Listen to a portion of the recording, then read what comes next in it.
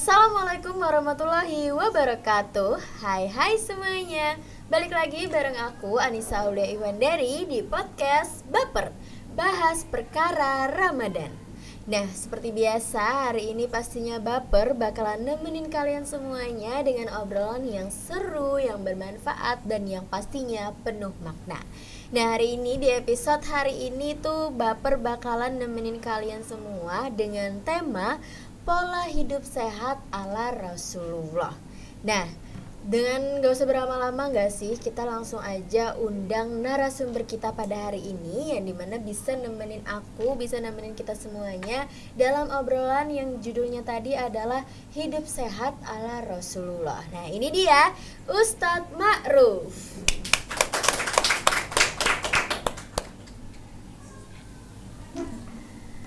Assalamualaikum Ustadz, apa kabarnya? Alhamdulillah baik. Nah, kebetulan juga Ustadz Ma'ruf ini adalah seorang ustadz dan juga kadang mengisi acara-acara seperti majelisan dan lain-lain ya Ustadz ya. Dan juga beliau kebetulan adalah penceramah. Nah Ustadz, hari ini kita bakalan ngobrol tentang pola hidup sehat mengikuti ala Rasulullah ya Ustadz ya. Karena dimana pastinya juga penonton teman-teman Baper juga pengen tahu nih Ustadz, gimana sih pola hidup sehat ala Rasulullah, entah itu menjaga pola makan, menjaga kesehatan, dan lain-lain. Oke, kalau gitu Ustadz langsung aja kita masuk ke inti obrolan kita Ustadz.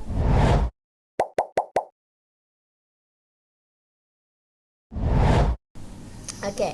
Nah, kalau kita mulai dari yang sederhana aja dulu nih Ustadz ya. Rasulullah itu memberikan banyak sekali teladan lewat kebiasaan beliau sehari-hari.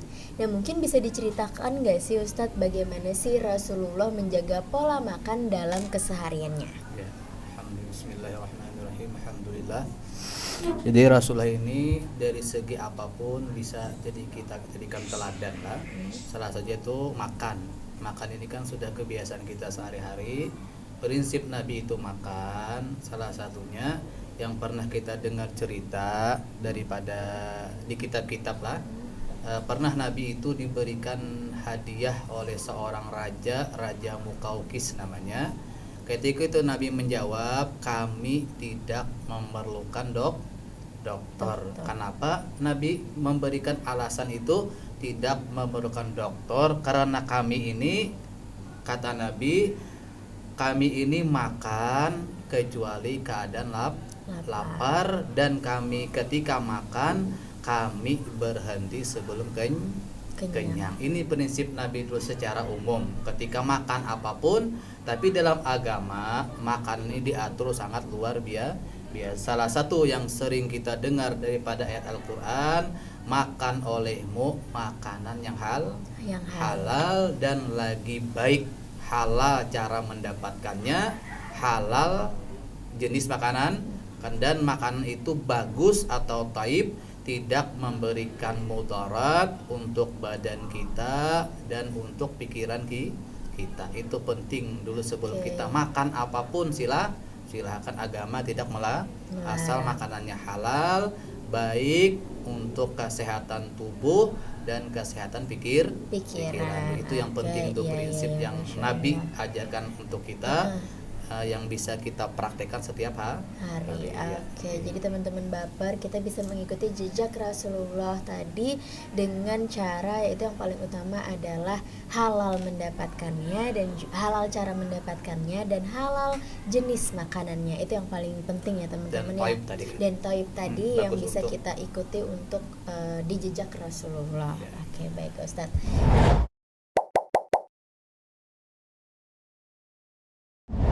Nah, dalam Al-Quran disebutkan makan dan minumlah dan jangan berlebih-lebihan.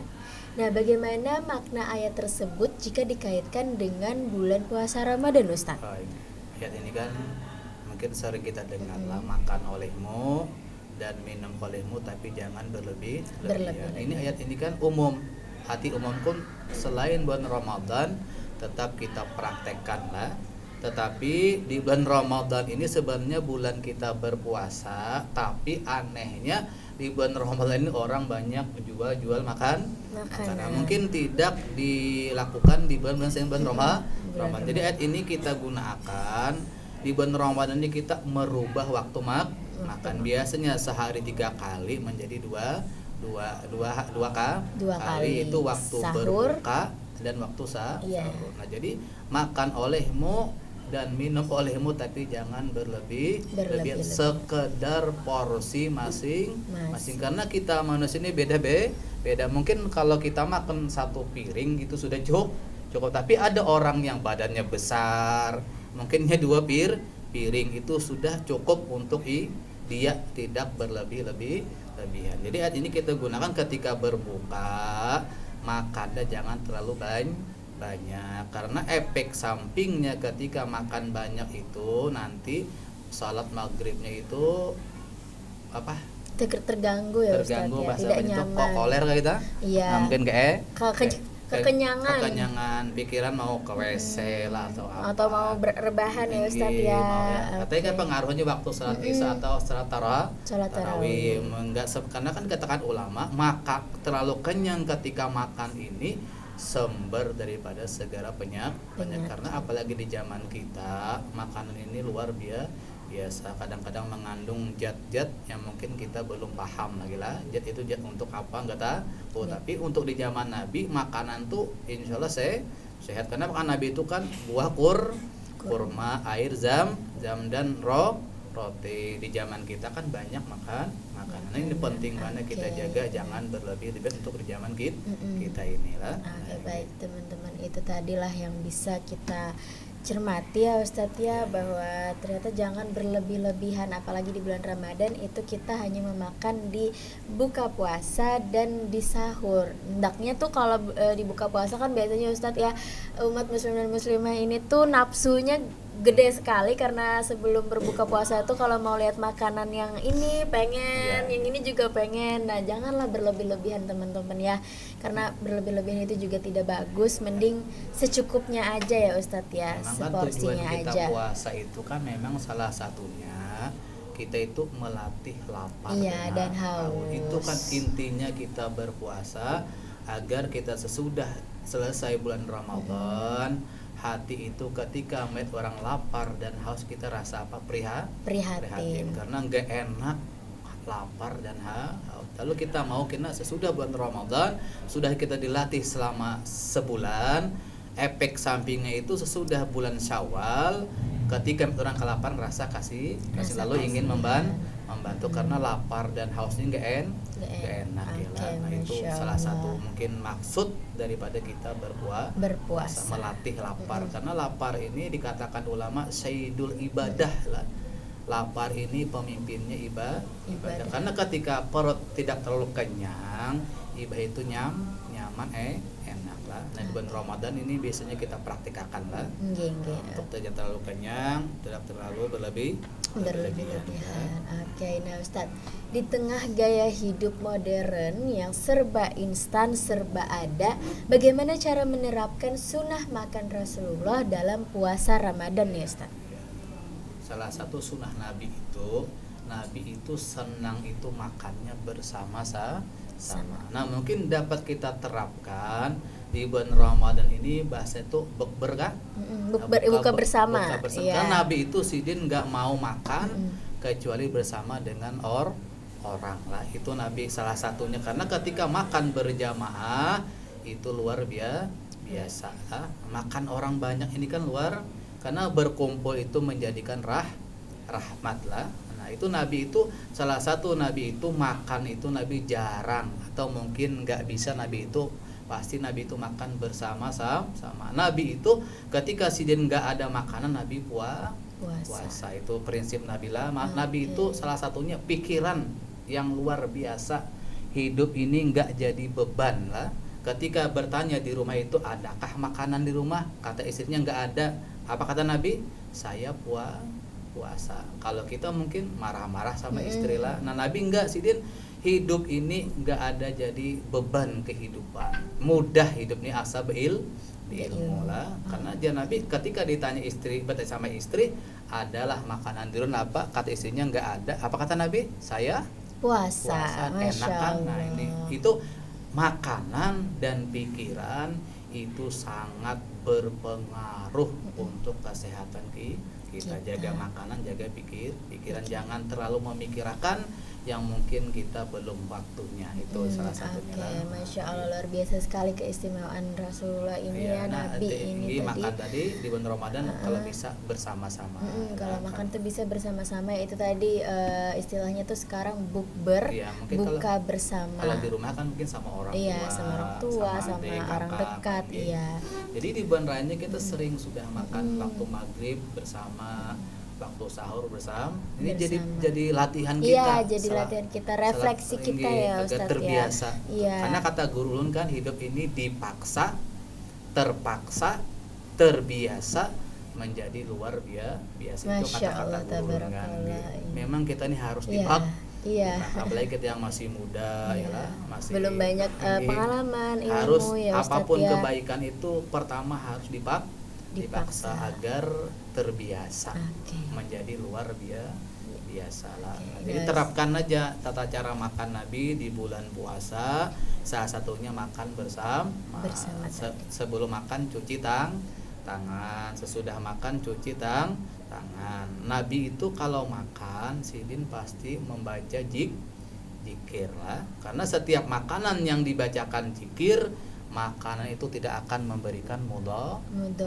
Itu kan contoh yang kita baca. Paling kada bismillah, selesainya alhamdulillah. Itu paling pendek sudah doanya lah. Terapkan di bulan Ramadan, akhirnya sebulan penuh menjadi terbiasa.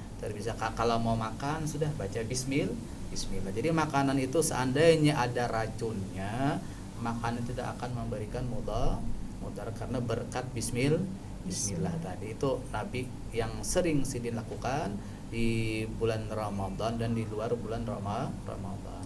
Makan bersama dan jangan lupa bacanya diajarkan Nabi, Allahumma barik lana bima razaqtana wa qina azabannar. Ayat ini kan Allahumma doa ini Allahumma barik lana Allahumma lana bima razaqtana wa qina azabannar. Ayat doa ini jauhkan kami daripada siksaan api neraka. Kenapa? Karena makanan yang haram itu bisa membuat kita mengerjakan maksiat. Makanan yang halal itu membuat kita rajin beribadah ya. Masya Allah, tabarakallah ya Ustadz ya, begitu luar biasa sekali pandangan dari Ustadz Ma'ruf, dan luar biasa panjang juga tadi bahwa Nabi Muhammad Rasulullah itu begitu istimewa sekali tentang makanan-makanan tadi ya Ustadz ya, tentang pola hidup mereka ya Ustadz.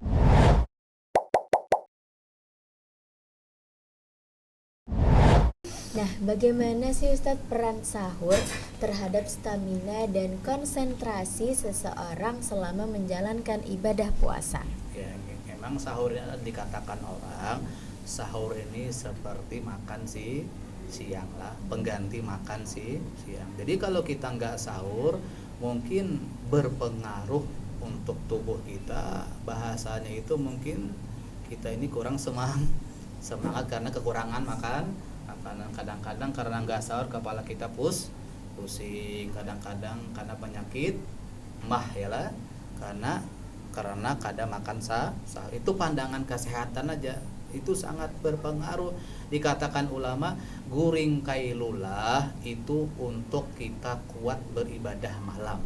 Guring kailulah ini tidur sebelum zuhur, betul lah. Sedangkan sahur itu manfaatnya menguatkan tubuh kita untuk berpuasa sekitar 12 jam mulai timbul matahari sampai tenggelam matahari. Itu kan itu pengaruh sahur lah. Jadi katakan Nabi kan makan sahur walaupun dengan setegok air itu sangat berpengaruh untuk tubuh kita dan kesehatan kita. Ini itu belum lagi masalah agamanya, mungkin banyak pengaruh untuk sahur itulah.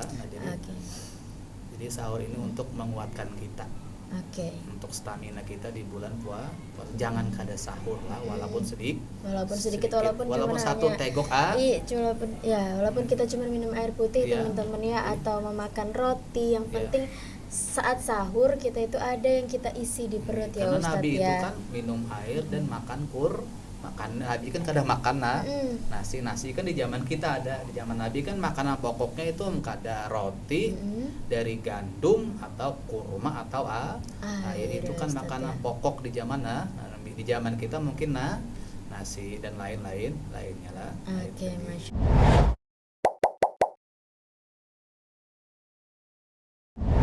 Kalau nggak kerasa aja nih Ustadz ya, kita udah di penghujung obrolan yang Iya. dimana obrolan-obrolan tadi itu sangat-sangat luar biasa sekali. Mungkin teman-teman di luar sana penonton juga pada tahu gimana sih pola hidup sehat Rasulullah ya Ustadz ya. Nah, sebagai penutup nih Ustadz, jika dirangkum dalam satu prinsip, apa inti utama hidup sehat ala Rasulullah yang paling relevan untuk diterapkan saat ini Ustadz? Ya, pertama-tama yang penting kita perhatikan sebelum kita makan dan minum, itu yang sangat diperhatikan dulu makanan itu halal ya. Mm-mm. Itu penting. Seperti yang kita bahas tadi ya Ini Ustadz yang ya. pertama kan, karena makanan halal itu dikatakan di kitab kita itu kan itu akan membuat orang itu rajin beribadah, otomatis pengaruh makanan halal. Makanan yang haram itu membuat kita mengerjakan maksiat. Sedangkan makanan yang subhat itu apa? Enggak jelas. Halal atau haram itu bisa membuat kita ketika beribadah itu kurang semangat. Jadi pola Nabi itu pertama-tama dulu makanannya harus diperhatikan benar lah. Makanan ini halal mendapatkannya atau halal jenis makanannya menurut agama Islam dulu lah. Dan kedua, taib tadilah apa? Taib itu kan makanannya itu memberi efek samping yang luar biasa untuk kesehatan kita dan untuk pikiran kita. Contohnya Nabi, kenapa Nabi suka makan daging? Kata Nabi, karena daging ini kan menguatkan pendengaran kita. Nabi suka makan labu, waluh kan? Kenapa? Karena waluh ini makanan Nabi Yunus. Dan makanan labu atau waluh ini kalau orang yang lagi sedih, yang lagi banyak masalah, bagus makan labu karena ini apa? Menghilangkan duka. Kadang kan Nabi Yunus itu ceritanya kan apa? Sidin di lautan lah, dimakan Paus. ikan paus kan. Iya, ikan paus. Di berapa hari di dalam ikan paus kan tuh luar biasa duka citanya Nabi Yunus. Ketika Nabi Yunus itu dilemparkan ke pantai, lalu tumbuhlah buah labu tadi dimakan oleh Nabi Yunus. Itu dikatakan obat duka cita. Jadi intinya dulu makanannya halal dan thayyib tadilah, dan ketika makan harus mengikuti tata cara Rasulullah. Pertama sebelum makan cuci tangan, batu makannya baca doa, tuntung makan baca alhamdulillah, selesainya cuci tangan. Karena cuci tangan ini dikatakan Nabi, kalau kita cuci tangan sebelum makan itu menghilangkan ketika selesai makan cuci tangan itu menghilangkan gila. Karena hukum agama ini ada yang masuk akal, ada yang tidak masuk akal. Apa kita pikirkan kenapa cuci tangan menghilangkan kepakian? Kalau kita memikirkan, kalau kita pikiran itu selesai makan kita cuci tangan itu menghilangkan sifat gila. Kawa kita pikiran secara akal, yang penting bahasanya itu sami'na wa ata'na, inggih pun apapun yang disuruh Nabi gawi, apa yang dilarang Nabi tinggalkan. Apalagi masalah makan ini sudah gawian kita sehari-hari. Ikuti kita perdalam ilmu kayak apa adab-adab Nabi ketika makan di bulan Ramadan atau di luar bulan Ramadan. Nah, itu kesimpulannya lah. Kita perhatikan.